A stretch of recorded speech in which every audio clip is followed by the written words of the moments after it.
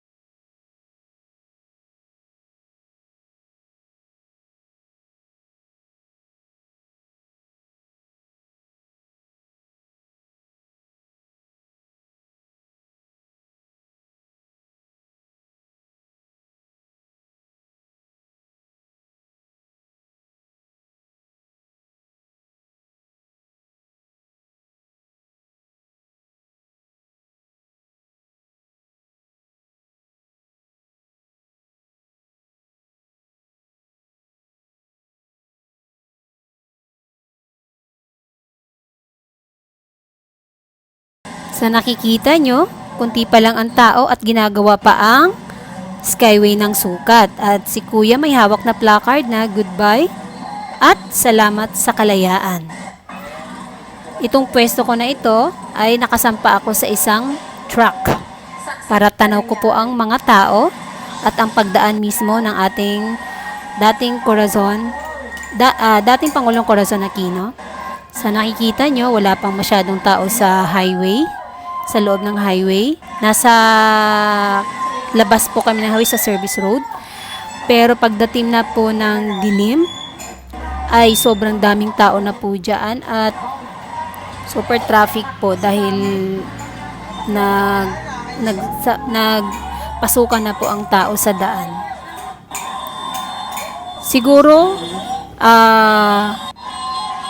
nung inabangan po namin yan, ay yan, kita nyo naman po na maliwanag pa hanggang inabot na po talaga kami ng dilim. Ganun kami nagtiyaga para makita lang ang pagdaan ng labi ng dating Pangulong Corazon Aquino na ng time na yun ay ihahatid na siya sa kanyang himlayan sa Manila Memorial, Sukat, Parañaque.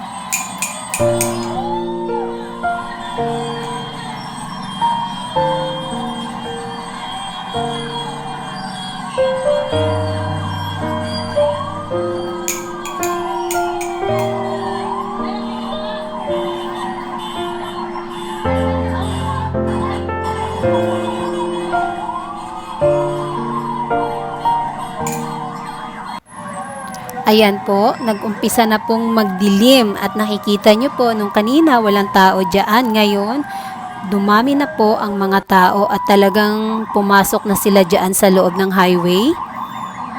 Nung time na yan, ginagawa po ang Skyway ng South. At ayon nga sa naririnig ko dyan nung time na yan, nagsisigawan na sila kasi parating na ang sinasakyan ng mga labi ng ating Corazon Aquino.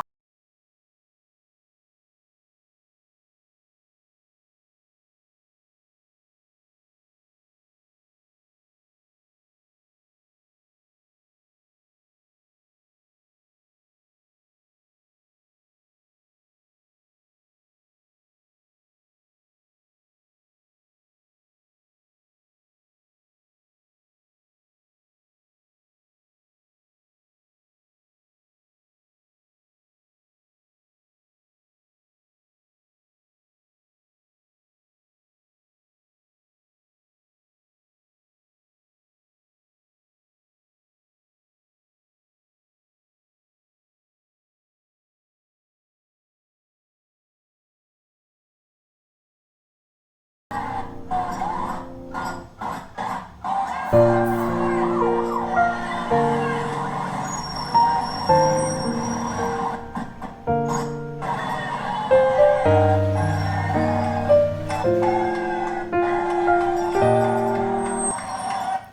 po talaga ang nag-abang. Sobrang daming tao po. At ayan na po yung sasakyan kung saan ang coffin ni dating Pangulong Corazon Aquino. Ayan po siya. Ang daming bulaklak. Ayan, nakikita niyo po si Jane Shop. At ang mga tao ay nagsisigawan po talaga. At tinataas nila ang kanilang kamay na may sign na liberal, yung L. Laban. Sorry, laban pala, laban.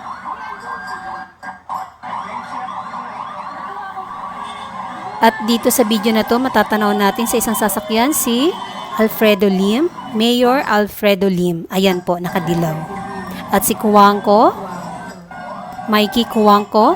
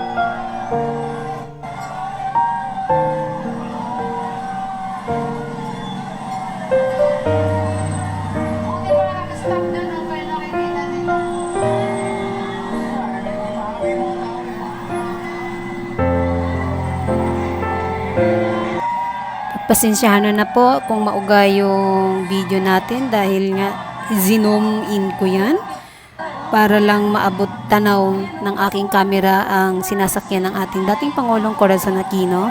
Pasensyahan nyo na po at yung audio natin napakapangit po. Ang gamit ko pa dito ay yung movie camera. Nakikita nyo po, sobrang dami po talagang tao. Grabe, grabe. Ganyan kamahal ng ating mga kababayan si dating Pangulong Corazon, si Aquino.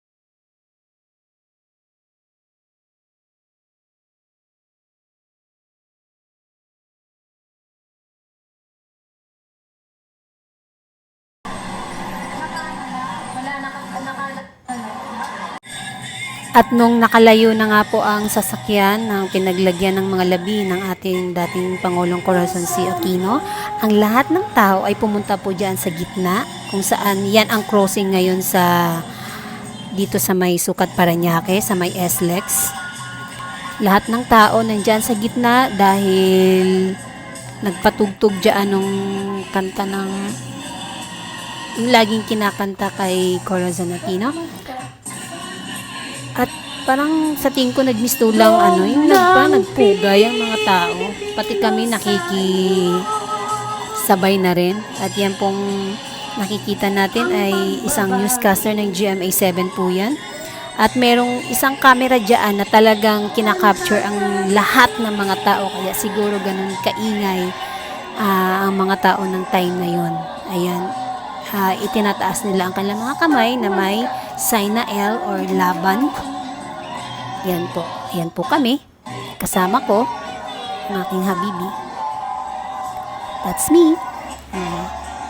Natatakot po ako niyan. Baka mahablot ang aking camera, pero sige pa rin. Pero masaya naman kami ng time na yon dahil